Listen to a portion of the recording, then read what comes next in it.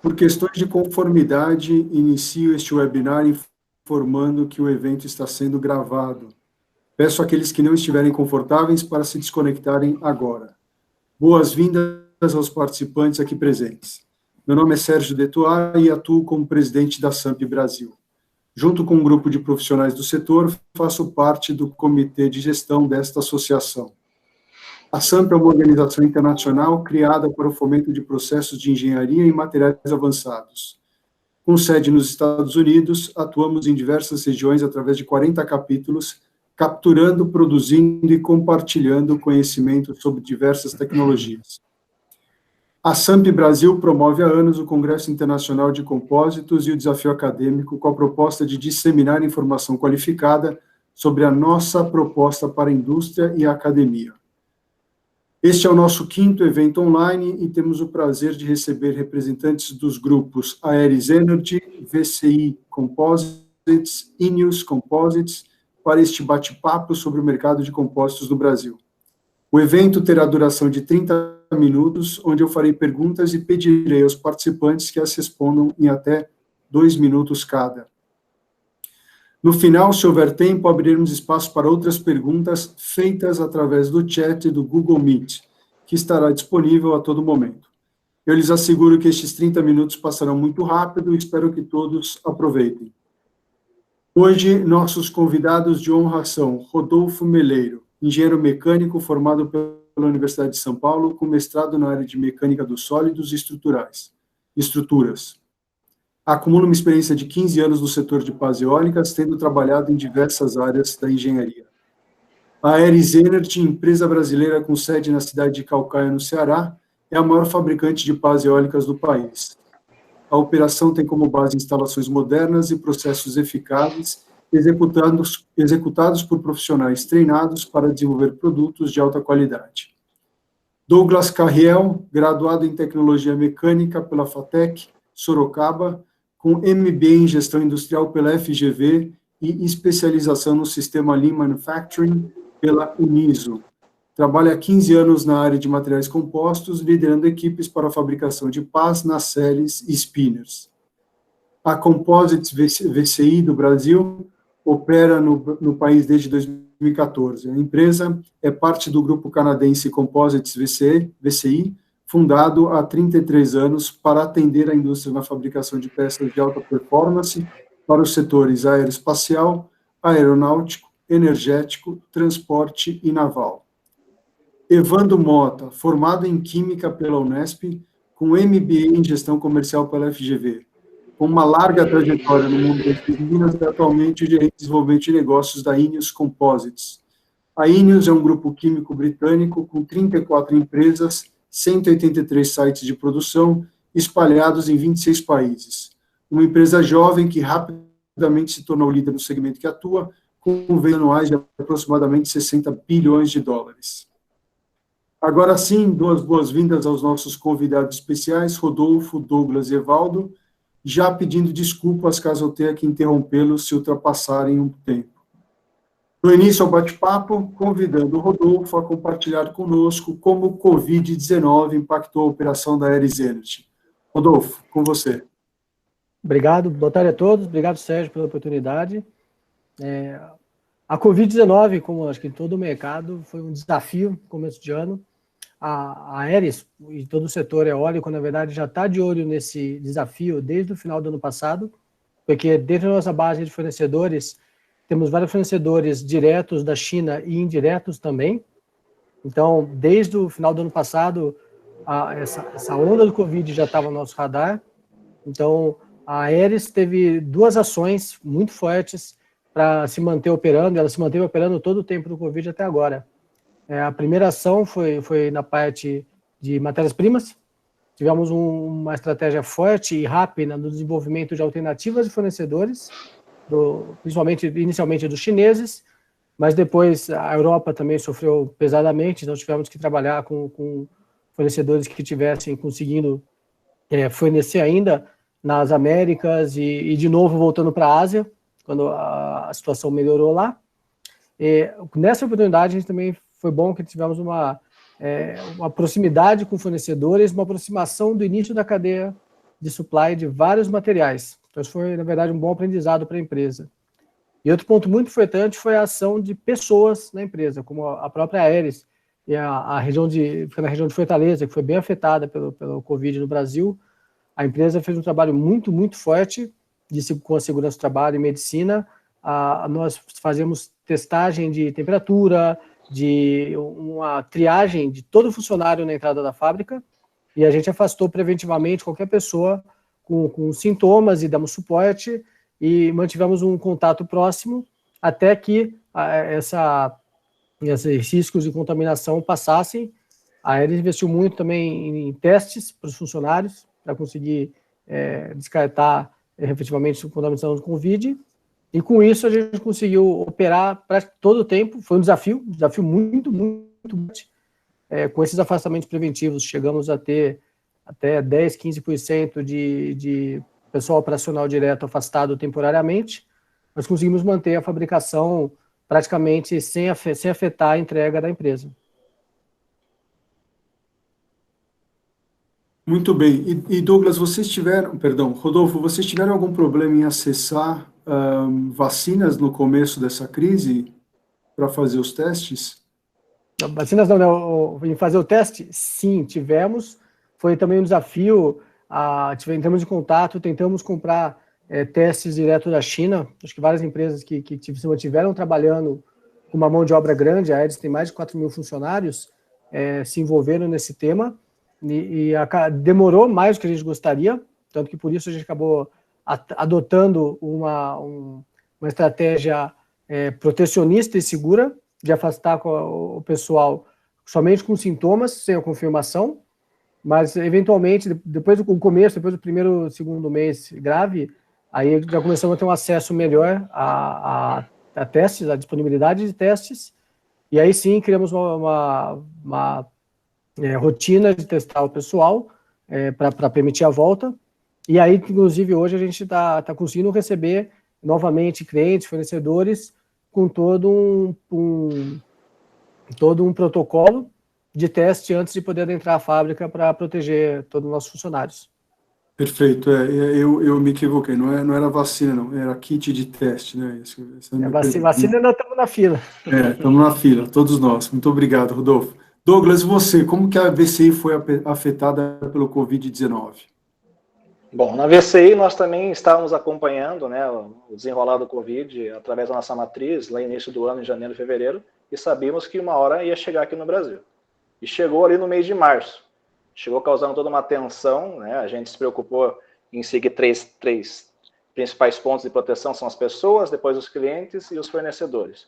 A gente optou por reduzir a operação da fábrica no final de março, colocando 50% das pessoas em casa, né? Tinha uma tensão muito grande, né? A gente tem clientes nos outros estados, cada estado adotou um protocolo diferente, algumas fábricas tiveram paralisação, nós fazemos entregas, né, também de peças eólicas diretamente no campo, então algumas barreiras sanitárias foram implementadas e isso ficou muito confuso. Então a gente botou um time administrativo de home office, o time operacional ficou em casa, reduzimos a capacidade da fábrica em 50%, muito em função dessa incerteza. E também nós temos fornecedores aqui no Brasil, algumas importações, e cada um teve um pequeno atraso ali, né? A gente sofreu um pouco com algumas entregas e por isso a gente optou por reduzir a capacidade da fábrica.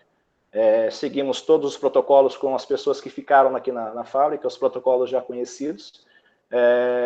Isso foi a divisão aqui, fábrica, mas nós também temos uma divisão de serviço que essa foi um pouco mais afetada, né?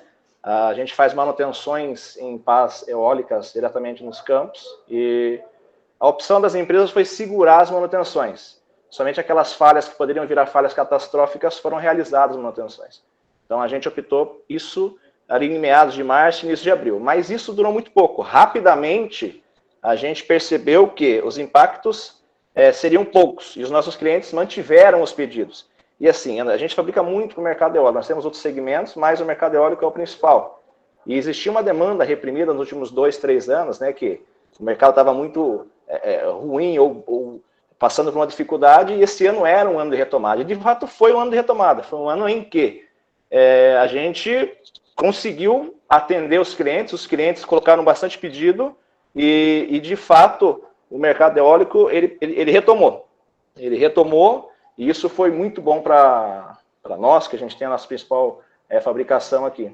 A parte de serviço, eu entendo ainda que ainda está afetada, né, principalmente nesse momento, que existe uma abertura social, os estados estão flexibilizando as regras, mas existe um momento de vento alto, então as pessoas não estão conseguindo ir para campo. Então eu posso falar para vocês o seguinte, que a fábrica tem sido um ano muito bom, tem sido o melhor dos últimos 3 anos, a gente conseguiu manter as entregas em dia. Nós tivemos também algumas exportações que nós temos para o Canadá que não foram afetadas, importações que nós percebemos que pudessem ser afetadas, nós antecipamos as POs, então vamos colocar as entregas um pouco mais rápida futuramente, e isso funcionou.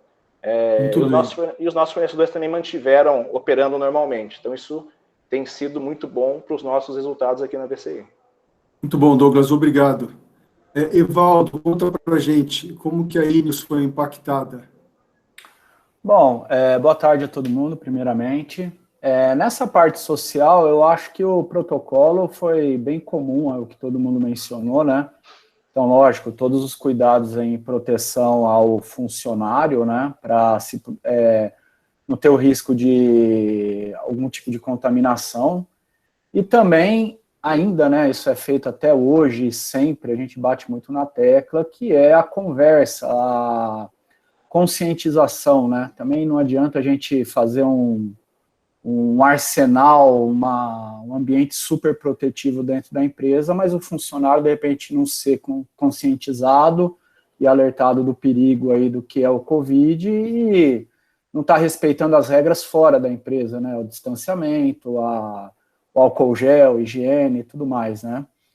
Bom, isso daí é bem comum para todas as empresas. E também o que eu acho que foi bem comum para todo mundo, né, infelizmente, foi uma queda bastante acentuada, né, de alguns pedidos, né, no início da pandemia, quando começou o lockdown, alguns estados realmente pararam tudo, né?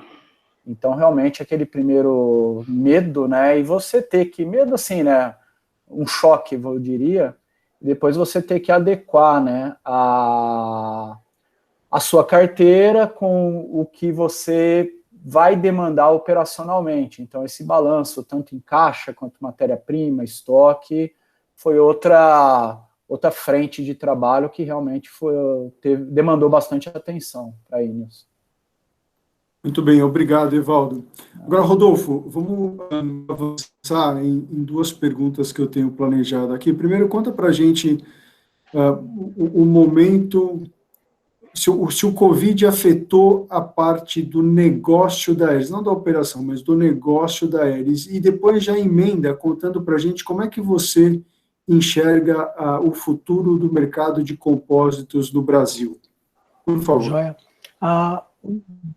O mercado da Aeris, o mercado nosso não foi afetado porque nós somos parte da cadeia de energia eólica. A cadeia de energia eólica no Brasil é um pouco mais conhecida, mas fora também é muito parecida, no sentido de que os leilões, mesmo as vendas de sites, são planejadas com anos de antecedência. Então, quando nós estamos entregando as entregas de hoje, desse ano, são contratos que os nossos clientes fecharam com os clientes deles já faz 2, 3, 4 anos, dependendo do caso. Por isso, a demanda desse ano e a demanda de 2021 já é conhecida, já é razoavelmente conhecida. Por isso que nós não fomos afetados. E, além disso, não só aqui, como globalmente, a cadeia de energia é considerada setor essencial. Por causa disso, basicamente, nenhum projeto é cancelado, nada se perdeu no planejamento. Pelo contrário, a grande questão durante toda a pandemia foi a capacidade, não só nossa, mas da cadeia, de suprir e manter as entregas de turbinas. Que, ao fim, com o esforço de todos, acabou sendo possível.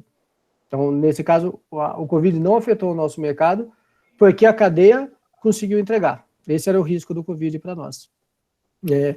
Perdão, a outra pergunta mesmo, o desenvolvimento Como é que você enxerga a tendência do mercado de compósitos no Brasil de uma maneira mais ampla que apenas o mercado eólico, por favor? Para mim é um pouquinho difícil ver a parte mais ampla, principalmente porque estou um pouco setorizado, mas vendo pela demanda da Aeris, a tendência de aumento, no setor eólico, pelo menos no Brasil, a tendência de aumento, as tecnologias estão sempre indo para maior, então a tendência é o consumo de materiais aumentar, e a gente vê também uma coisa bem interessante, que é finalmente a entrada, depois de muitos anos, sem muita novidade no setor, a gente está tendo entrada de novos materiais. Então, a gente tem o que está mais penetração no momento seria putridado de carbono. Nós estamos tendo uma migração muito comentada há muitos anos, mas de espuma PVC para espuma PET. Estamos vivendo dia a dia a discussão sobre como vai evoluir a demanda de balsa globalmente, que é um material sazonal e um pouco imprevisível, diferente das espumas como são manufaturadas quimicamente. Elas têm uma previsibilidade muito mais forte com relação à cadeia. Então, acho que esses são os principais pontos que eu vejo. Infelizmente, acho que não consigo dar uma visão muito fora da eólica, sou um pouco até leigo fora da minha área, sou muito especializado hoje.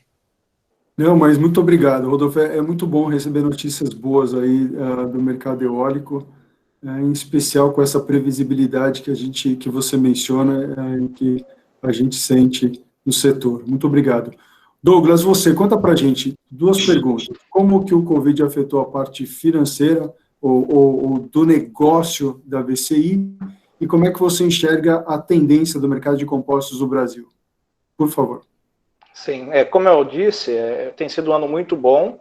Financeiramente, o Covid não nos afetou, até porque a gente utilizou-se de algumas MPs do governo, né, como prorrogação de pagamento de impostos, de taxas, de encargos trabalhistas, né, a gente utilizou-se dessas MPs. A gente contratou pessoas nesse momento, né, em contramão do que os outros mercados estavam indo, a gente contratou bastante gente.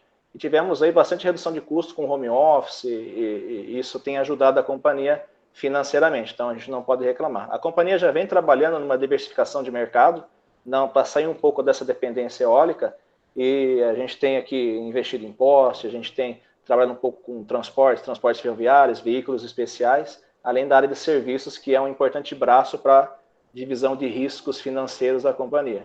Então, esse ano eu posso falar que foi um ano de retomada. Foi, como o Rodolfo falou, né, os parques projetam, né, as vendas 2, 3, 4 anos para frente, assim que os leilões acontecem. Então, esse ano, com Covid e sem Covid, o mercado ele ia retomar e, de fato, retomou para nós aqui. Então, a gente não pode reclamar financeiramente desse ano. Tem sido um ano bom. Tendência no mercado de compósitos nos próximos 2 anos. Como é que a gente enxerga isso aqui? Obviamente, a eólica vai continuar sendo uma tendência forte. A gente vê que a aviação, que também tem uma grande quantidade de compósitos, deve dar uma boa queda nos próximos 2 anos. É um espaço de tempo muito curto, a visão de 2 anos.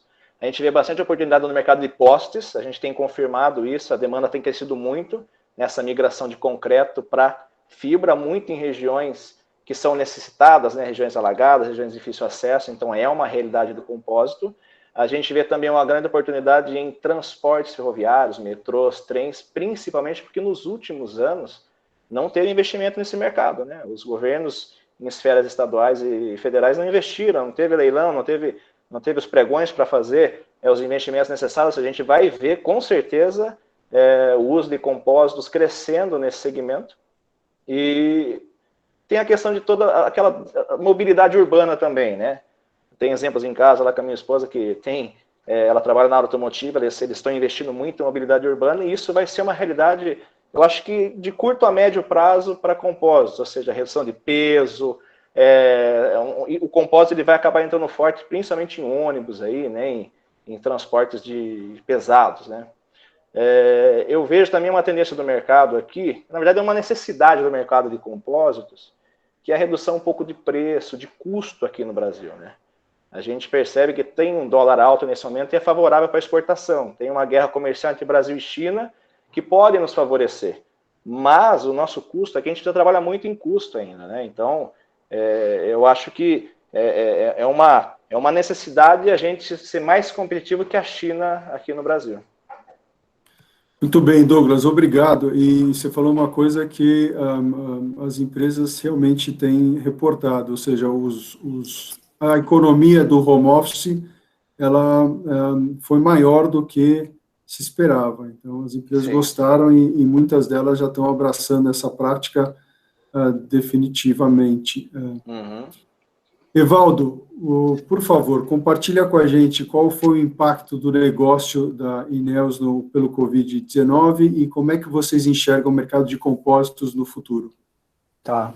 Como eu falei inicialmente, né, a gente teve uma queda, né, logo no primeiro instante, mas, assim, eu acompanhei outros webinars, né, e muito semelhante, né, a gente, com 1 mês, 2 meses, já começou a ver uma retomada, até por um comportamento de investimento, né, por exemplo, na área de construção civil, o mercado de piscina, eu vi que a Cris mencionou sobre a questão de iates, né, que foi um mercado que cresceu. Você olha os dados dos Estados Unidos também, o pessoal pensando em ficar dentro de casa, ele investiu num lazer próprio, né? Então isso daí chamou bastante atenção. Lógico, depois os estados e as empresas mostrando de uma certa maneira como lidar e administrar um pouco os riscos da Covid, tendo uma maior abertura aí na área de indústria, o mercado foi retomando aos poucos e eu diria que hoje sim estamos numa normalidade, né? E em termos de produção.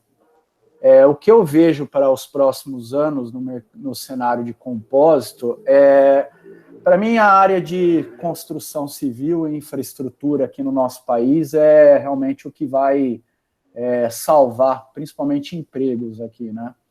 Então, a gente vê já o lado positivo do governo que aprovou a medida, né, o investimento, o marco do saneamento. Então, eu acredito que daqui a uns anos a gente vai estar vendo empresas privadas investindo mais fortemente. O Brasil precisa dessa estrutura, né? Infelizmente, tem muita área ainda sem atendimento sanitário. Então, acho que o saneamento e o compósito entra muito bem no saneamento, tanto para equipamentos de estocagem, água, quanto tubulações, pela resistência mecânica e resistência à corrosão. Concordo aí com meus pares aí quanto ao mercado eólico, sim, olhando a tendência e a busca pela economia mais verde, então com certeza a energia eólica ela proporciona isso, né? E realmente foi muito bom ver nesses últimos anos aí que, se a gente olhar o Nordeste brasileiro, a energia eólica foi fundamental, né, para fornecimento de energia, até pela baixa quantidade de chuvas que houve lá naquela região, né? Então, a energia hidrelétrica não ia poder atender. Então, a minha opinião é essa, eu vejo bastante oportunidade no futuro na parte de infraestrutura, construção civil. Muito bem. Evaldo, dando continuidade, aí eu vou começar por você. Por favor, qual seria a mensagem que você gostaria de deixar para os jovens profissionais aí que futuramente vão estar ou estão assistindo a esse vídeo? Qual a mensagem que você quer deixar para eles? E como que você acha que a SAMP poderia contribuir com o fomento do uso de materiais compostos no mercado brasileiro? Bom, eu acho que a principal mensagem o compósito é um material que fornece bastante alternativa. Nós, como fabricantes de resinas, a gente tem um leque de mercado muito extenso, né? Desde botão de camiseta até as pás eólicas, né? Então, são aplicações diversas. Eu acho que é um lugar enorme para a gente desenvolver a criatividade. E é um material, comparado ao metal, novo, né? É um bebezinho ainda.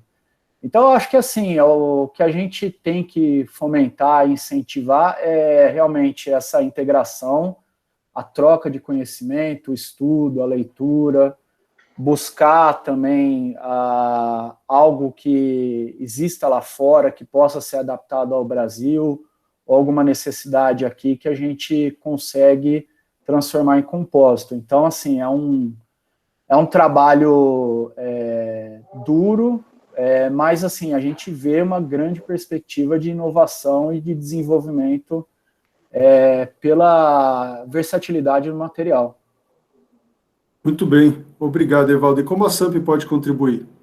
Eu acho que é contribuir, assim, na disseminação do conhecimento, nessa integração, de repente, como a SAMP pode atrair mais empresas, não só empresas como o porte aí da VCI, a Aeres, a própria Rhodia, mas talvez o fabricante, o transformador médio, pequeno, como que ele pode aprender tecnicamente e ser mais produtivo?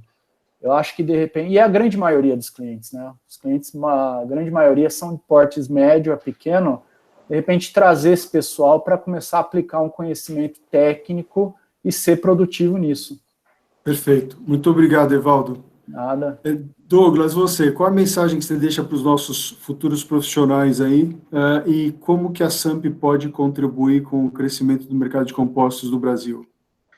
Sim, para os nossos futuros profissionais, a mensagem que eu deixo assim, o mundo não é feito só de metal, madeira, concreto ou os plásticos não estruturais. A gente tem muita coisa que a gente pode oferecer com os materiais compostos.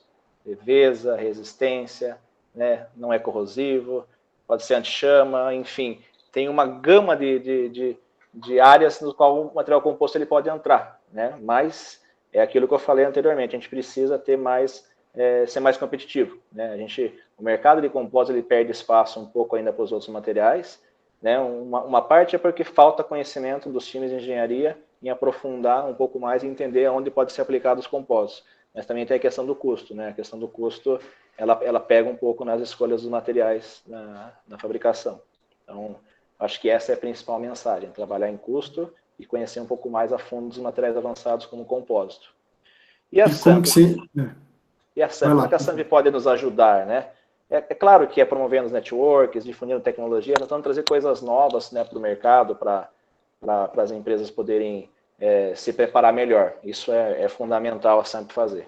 Mas eu também acho que a SAMP poderia contribuir, Sérgio, fazendo mais a união de algumas empresas, promovendo encontros que direcionem as empresas a discutir os problemas em comum, né? Vou dar um exemplo aqui nosso dos transformadores, né? Exemplo na questão eólica. Nós temos um sério problema de imposto com o governo, né?